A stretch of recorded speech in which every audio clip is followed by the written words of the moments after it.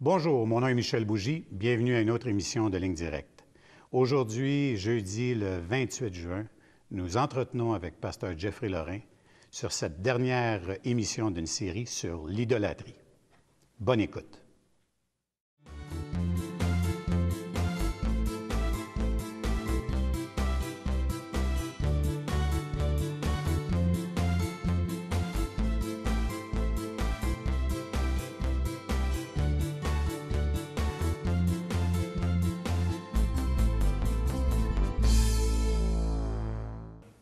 Alors, bonjour, Pasteur Jeff. Bonjour, Michel. Ça va bien?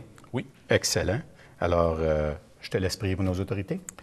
Seigneur, merci de bénir ces hommes et ces femmes qui se sont mis à part, de les inspirer, de les diriger, car en les bénissant aussi leurs familles, leurs amis, les relations qu'ils ont, Seigneur Dieu, afin qu'ils puissent avoir des bonnes décisions à prendre. Donc, mets autour d'eux des bons conseillers aussi, annule le mauvais conseil. Bénis, élève, puis mets en évidence ceux qui ont de l'intégrité pour qu'ils puissent laisser, Seigneur Dieu, cette position avec noblesse. Et que d'autres qui sont corrompus et qui utilisent cette position dans notre société qui est très déterminante pour notre paix sociale, pour notre prospérité, pour notre paix, que ceux que tu désapprouves puissent être enlevés, Seigneur Dieu. Bénis-les, parce que si tu les bénis, tu nous bénis, Seigneur Dieu. Protège-les, fais-leur du bien. Et entre-temps, durant l'émission, accorde-nous ta parole et aussi un esprit de sagesse pour comprendre cette parole que tu nous adresses. Fait que merci, Père, dans le nom de Jésus. Amen. Amen. Alors, on est dans la troisième émission d'une série qu'on est en train de faire sur l'idolâtrie.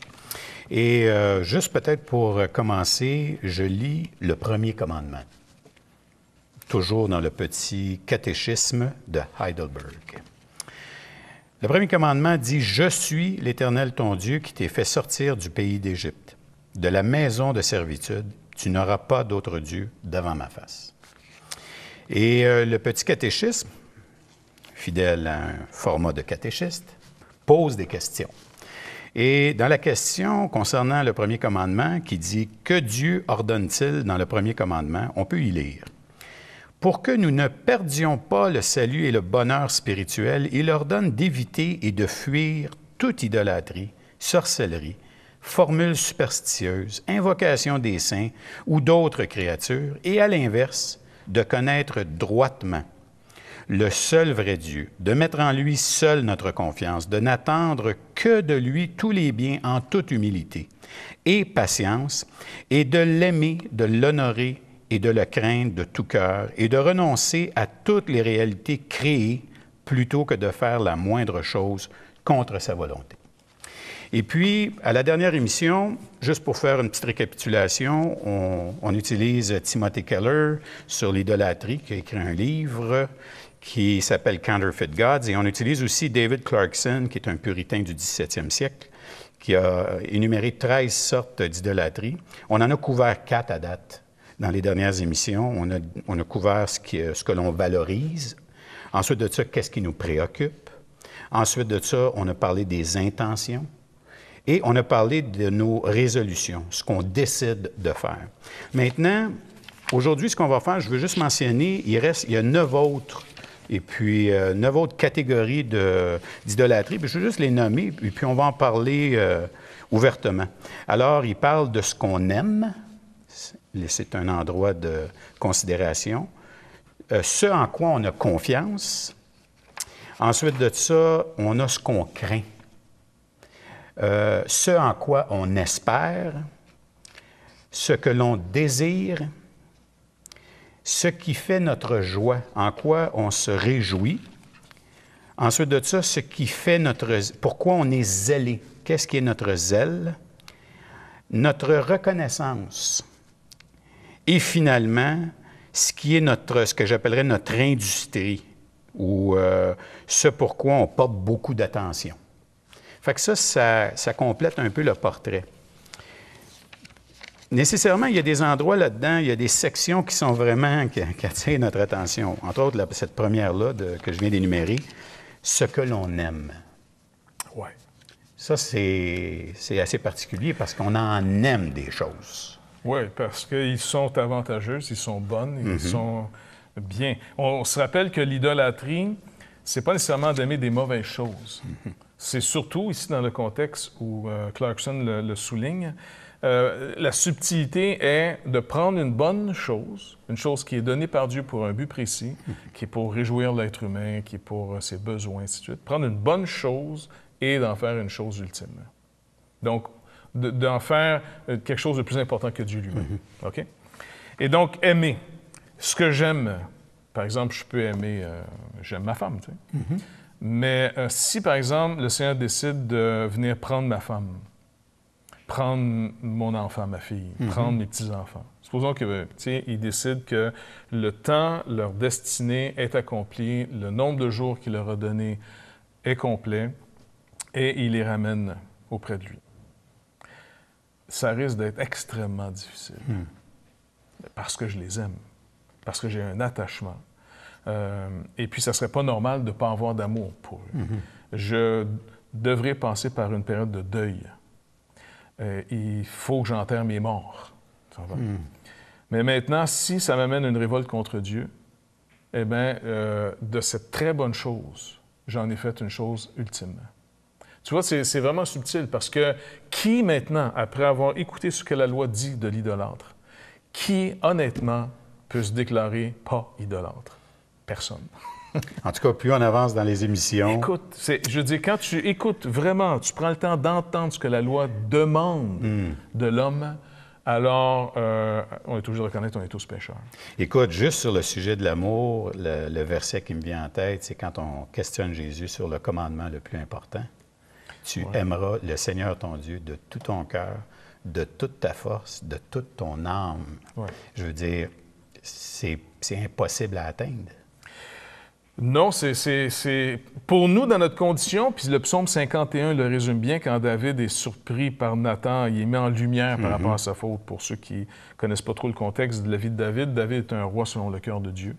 Il a été choisi par le Seigneur au détriment de Saül, qui était un homme pas selon le cœur de Dieu.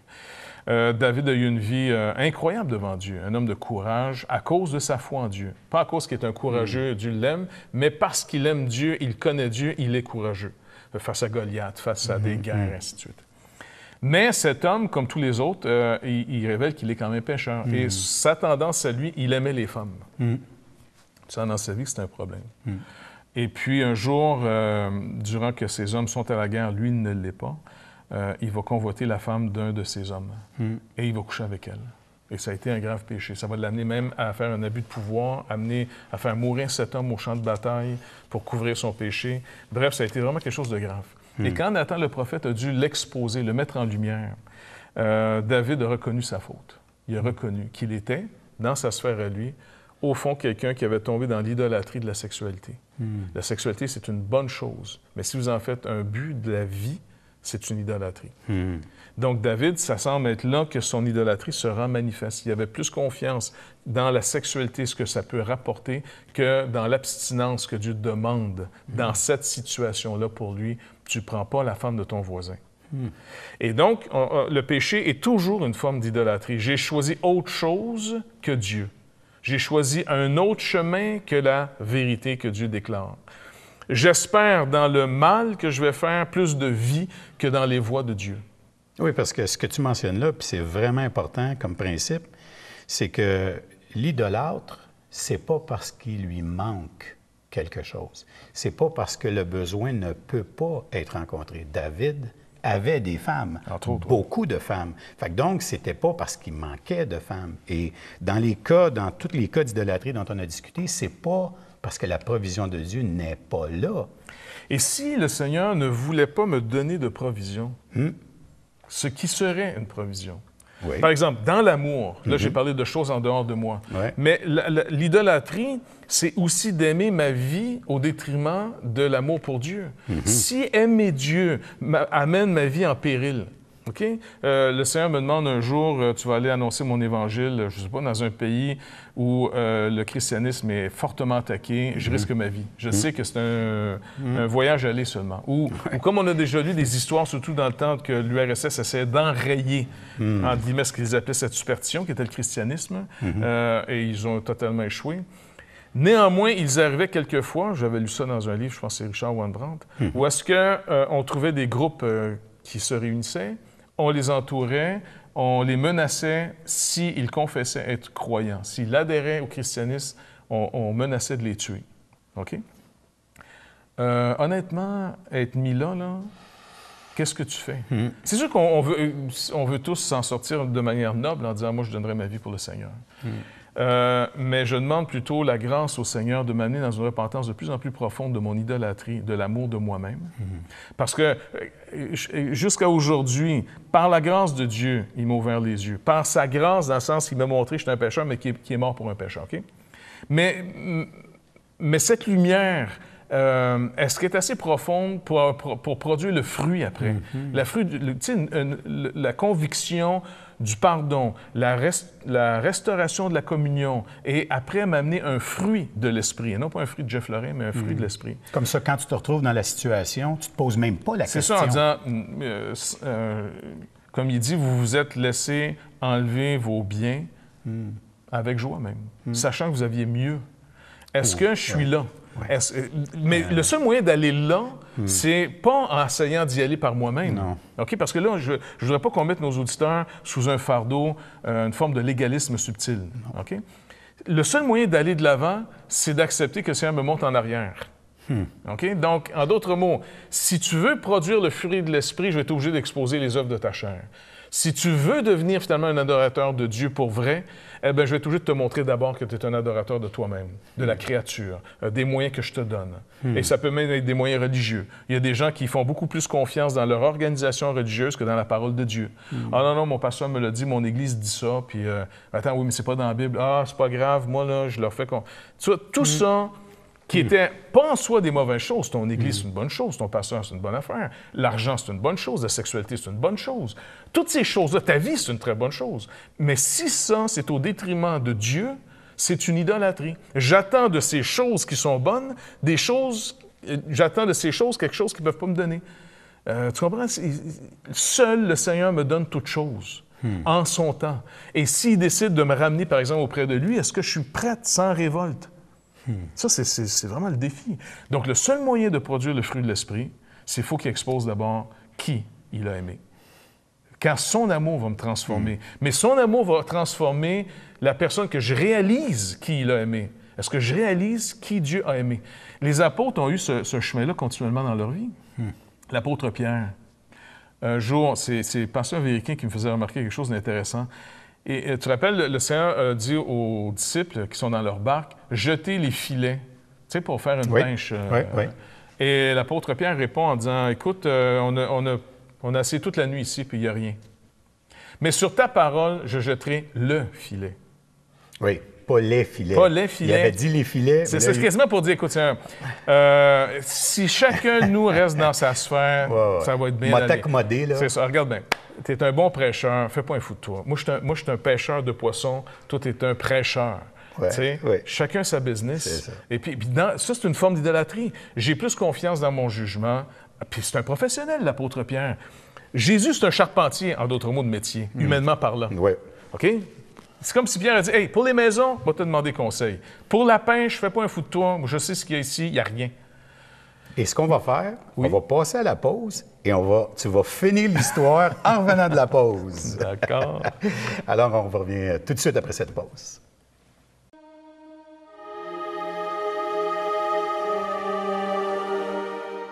Toutchrétien.tv va être une ouverture, un outil qui va nous dépasser. Et tous les espoirs sont permis. Toutchrétien.com est donc là pour rester et grandir. Ce grand portail constitue en lui-même une plateforme unique d'études et d'échanges entre les chrétiens du Canada francophone et de la francophonie tout entière. Toutchrétien.com, un vecteur d'évangélisation unique au service de l'Église de Jésus-Christ. Pour les gens qui ont envie de vivre une relation avec Jésus-Christ, je crois que là, ils vont trouver quelque chose qui ressemble à leur temps et qui répond à des besoins de tous les membres de leur famille.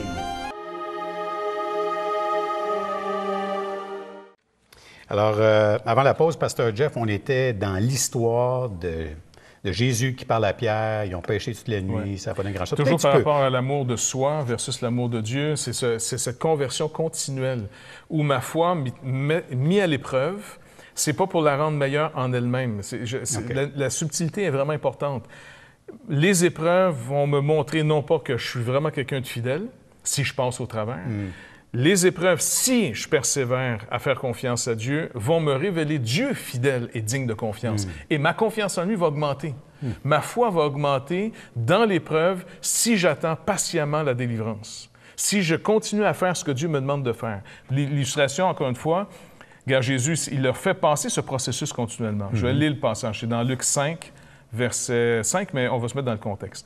Verset 1 dit « Comme Jésus se trouvait auprès du lac de Génézareth, donc le lac de Galilée, et que la foule se pressait autour de lui pour entendre la parole de Dieu, il vit au bord du lac 2 barques d'où les pêcheurs étaient descendus pour laver leurs filets. Il monta dans l'une de ces barques, qui était à Simon, et il le pria de s'éloigner un peu de terre. Puis il s'assit, et de la barque, il enseigna à la foule. » Contexte, on voit tout ça. Prêcheur, la foule, tu sais, Jésus, incroyable. Lorsqu'il eut cessé de parler, il dit à Simon, « Avance en pleine eau et jetez vos filets pour pêcher. » Simon lui répondit, « Maître, nous avons travaillé toute la nuit sans rien prendre, mais sur ta parole, je jetterai le filet. » Fait que Jésus dit « vos filets ». Vos filets. Et Pierre répond « le filet ». En d'autres mots, on va minimiser l'humiliation ici, où on ne se donnera quand même pas la peine. On va faire ce que tu dis, mais on va le faire dans la foi que nous avons en nous d'abord. Et écoute, on va faire un petit peu de ton bord. Tu comprends? Et regarde ici, tu as vraiment l'assurance du pêcheur avec un accent circonflexe, le gars des poissons. Et puis, ce pêcheur qui est pêcheur, avec un accent aigu, va dire, écoute, j'ajuste un peu. Et c'est comme ça qu'on marche avec le Seigneur souvent. C'est vraiment une bonne D'une pleine volonté de Dieu, jetez vos filets. Mais je voyais tranquillement, je voyais les raisonnablement, moi, jeter le filet. Parce qu'honnêtement, il ne pense pas qu'il y a grand-chose ici. L'ayant jeté, le filet, ils prirent une grande quantité de poissons et leur filet, ici au singulier, se rompait. Pourquoi? Parce que c'était prévu avec des filets. Oui, un filet pas capable de prendre la bénédiction. Et ils firent signe à leurs compagnons qui étaient dans l'autre barque de venir les aider. Ils vinrent et ils remplirent les 2 barques au point qu'elles s'enfonçaient. Y en a-tu du poisson? Quand il vit cela, Simon-Pierre tomba aux genoux de Jésus et dit, « Seigneur, retire-toi de moi, parce que je suis un homme pécheur. » Pécheur. Car l'épouvante l'avait saisi, lui et tous ceux qui étaient avec lui, à cause de la pêche qu'ils avaient faite.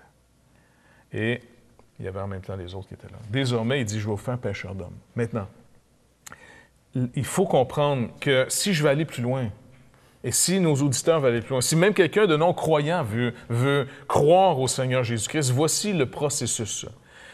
Mets ta foi dans le Seigneur Jésus-Christ et tu seras sauvé. Mets cette foi, cette confiance en lui et il agira. Maintenant, ça veut dire, mets ta confiance dans ce que Dieu dit des choses. Abandonne l'ancienne manière de faire les choses. Abandonne tes idoles. Abandonne les bonnes choses dans lesquelles tu espérais tout. Abandonne de croire que c'est ton travail qui va te donner une valeur. Abandonne de croire que c'est ta famille qui va te donner une valeur. Abandonne de croire que c'est ton groupe d'amis qui va te donner une identité. Abandonne l'idée de croire que c'est l'argent qui va t'amener la vie. Ainsi de suite. Abandonne tout ça. Écoute, ça ne veut pas dire abandonne les choses. Abandonne de croire dans ces choses comme étant ultimes. Mets ta confiance en Dieu. Si mettre ta confiance en Dieu te fait perdre ta famille, te fait perdre tes amis, te fait perdre, je ne sais pas moi, tes relations parce que finalement tu ne vas plus dans les mêmes débordements qu'eux, alors là, père et attends patiemment la délivrance du Seigneur. Il va se révéler fidèle. Ta foi en Dieu ne sera jamais trompée. Ta foi en Jésus-Christ va toujours être honorée. Il dit, celui qui met sa confiance en lui ne sera pas confus. C'est celui qui va mettre sa confiance dans les idoles qui va se retrouver confus, honteux d'avoir été totalement trompé dans son système. Crois au Seigneur Jésus et tu seras sauvé, disait l'apôtre Paul au geôlier. Mets ta confiance en lui, la Bible dit, et il agira.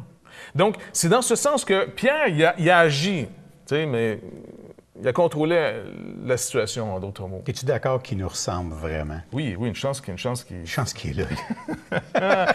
Et quand il nous donne l'espoir en disant, écoutez, qui peut prétendre avoir une pleine confiance dans le Seigneur? Personne.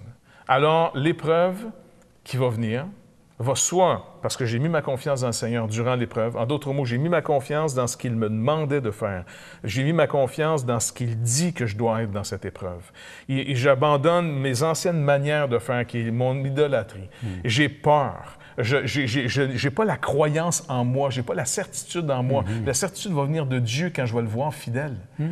Et puis, si je marche avec lui et que Dieu va se trouver être fidèle, parce qu'il se trouve toujours être fidèle, comme Pierre, je risque d'avoir la même réaction. L'épouvante va me saisir en disant « J'avais entendu parler de toi, mais là, mon œil t'a vu.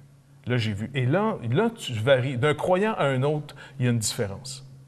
Ici, là, on pourrait dire le côté d'expérimenter la présence de Dieu, d'expérimenter sa fidélité, de connaître sa parole et d'y obéir. Là, il y a une différence entre un croyant et un autre. Ceux qui vont décider de choisir leurs idoles, que ce soit leur famille au détriment du Seigneur, que ce soit leurs amis au détriment du Seigneur, que ce soit leur maison au détriment du Seigneur, que ce soit l'argent au détriment du Seigneur, que ce soit n'importe quoi au détriment du Seigneur, ces gens-là, finalement, ont, comme Paul va dire, l'apparence de la piété, mais ils renient ce qui en fait la force. Parce que ces gens-là n'inspirent pas du tout, on dirait. Ils vont témoigner, mais ils cherchent des formules. Ils cherchent une manière de convaincre les gens parce qu'ils ne sont pas convaincants. Leur vie n'est pas convaincante. Un convaincu, il est convaincant, c'est tout. Tu n'as pas besoin de techniques, de manipulation, de forme psychologique, mais un peu de musique ici, fallait brailler là, on va les faire rire ici. Non. C'est vrai ou c'est pas vrai? Et puis le Seigneur nous appelle à être des témoins. Vous serez mes témoins jusqu'aux extrémités du monde. Pour être témoin, ben, il faut être témoin ici. L'épouvante l'avait saisi. L'épouvante l'avait saisi. Lui et tous ceux qui étaient avec lui à cause de la pinche miraculeuse. Cette pinche avait montré que je suis un pécheur. J'ai méprisé, j'ai pas cru ta parole. J'ai pas eu confiance. J'ai eu plus confiance dans mon habileté, dans mon expérience de métier, dans mon expérience humaine que j'ai eu confiance en toi. Alors Pierre a vécu cette parole en échec. Mais il a quand même cru. Il a quand même réussi jusqu'à un certain point. Mais il a quand même vécu « Ne t'appuie pas sur ta propre sagesse, mais reconnais-le dans toutes tes voies, et il aplanira ton sentier. » On marche avec un Dieu miraculeux, surnaturel. Un Dieu que ce qu'il promet, il l'accomplit. Qui va être sauvé? Seulement ceux qui auront mis leur confiance en Dieu et en Jésus-Christ, son Fils unique, celui qui est mort pour nos péchés parce qu'on est pécheurs, on est séparés de Dieu. La colère de Dieu, elle est juste à notre égard envers tout le genre humain. Mais ceux qui auront mis leur confiance en lui, en Jésus-Christ, son Fils unique, la Bible nous promet que même si on meurt, on ne mourra pas. Puis, je pense que peut-être qu'un verset qui vaudrait la peine qu'on lise, peut-être, si on pouvait le prendre, c'est Matthieu 6. Allons vers Matthieu 6. Pour rappeler aux auditeurs et nous rappeler à nous-mêmes continuellement comment est-ce qu'on a besoin que l'Écriture nous dit quoi rechercher en premier. OK, je présume que tu t'en vas rechercher d'abord le royaume de Dieu? Oui. D'accord. Donc, c'est Matthieu 6, 33, ou même on peut aller à 31 pour se mettre dans le contexte. « Ne vous inquiétez donc point, et ne dites pas que mangerons-nous, que boirons-nous, de quoi serons-nous vêtus? » C'est légitime. Quand tu vas commencer à marcher avec Dieu, tu vas te poser ces questions-là parce que ça va attaquer tout de suite l'idolâtre en nous qui espérait dans tous les autres moyens que Dieu, sa subsistance de vie. Parce que même si on regarde cette petite liste-là, on pourrait rajouter quand est-ce que trouverai-je un conjoint, quand est-ce que... Et c'est la source de toutes nos idolâtries. Exactement. Donc, que mangerons-nous, que boirons-nous, de quoi serons-nous vêtus? Car toutes ces choses, ce sont les païens qui les recherchent. Là, c'est dur quand même, hein? C'est les païens, c'est les sans-dieux, c'est ceux qui n'ont pas d'espérance dans ce monde qui cherchent ces choses. Votre Père céleste sait que vous en avez besoin. Cherchez premièrement le royaume et la justice de Dieu, et toutes ces choses vous seront données par-dessus. Cherchez premièrement, donc on voit ici l'ordre établi par le Seigneur Jésus-Christ lui-même, le royaume, donc le règne de Dieu, le Seigneur Jésus-Christ, celui que Dieu établit, le roi de toutes choses, celui qui est le seul législateur, qui a le droit de faire les lois. Et si les hommes font des lois contraires à les siennes, on abandonne celles des hommes pour adhérer à celles de Dieu. Voyez vous-même si bienséant ou intelligent ou de vous faire confiance, de vous obéir plutôt qu'à Dieu. Les apôtres vont dire un jour au Sanhédrin. Donc, toutes ces choses, ce sont les païens qui les recherchent. Votre Père sait que vous en avez besoin. Cherchez premièrement le royaume et la justice de Dieu, et toutes ces choses vous seront données par-dessus tout. Ne vous inquiétez pas du lendemain, car le lendemain prendra soin de lui-même. À chaque jour suffit sa peine. Et quand on considère dans notre contexte des idolâtries, c'est toute la forme d'inquiétude qu'on peut avoir dans nos vies qui nous préoccupe tellement qu'on a de la misère à lire, s'asseoir et lire notre Bible le matin, ou on a de la difficulté à être en prière, juste essayer de mettre ça clair dans notre tête, juste de se reposer, puis d'essayer de mettre notre attention sur le Seigneur. On n'y arrive pas. Et quand le Seigneur dit « recherchez d'abord le royaume de Dieu », cette recherche-là du royaume nous montre un Dieu qui continuellement s'authentifie dans nos vies. Il y a continuellement ce mouvement-là. Fais-moi confiance que je me montre à toi. Ouais. C'est incroyable de considérer l'amour que Dieu a pour nous. Comment est-ce que si on ne s'y attarde pas, on prend ça pour acquis, on passe par-dessus, on ne réalise pas. Et Dieu continuellement veut nous chasser de nos idolâtries. Il veut vraiment nous tirer. Continue à avoir confiance, mais mets ta confiance en moi. Continue à avoir du zèle, mais donne-moi ton zèle. Et puis là, tu vas voir, Dieu va se manifester là-dedans. Et le Seigneur peut nous ouvrir des horizons inimaginables. Oui, monsieur. On peut vivre des vies, là... Oui. Donc, encourageons-nous à mettre notre confiance dans le Seigneur. Encourageons-nous à chercher le Seigneur. Cherchons pas à nous raconter des histoires pour diminuer notre culpabilité. On n'a pas besoin de la diminuer, notre culpabilité, par nos faux raisonnements, par des fausses philosophies, par des excuses niaiseuses. On peut simplement dire, Seigneur, oui, je suis ce coupable, je suis cet idolâtre. Maintenant, je te cherche, viens à mon secours. Et un peu comme le Père qui avait amené son Fils, que Jésus avait guéri, viens au secours de mon incrédulité.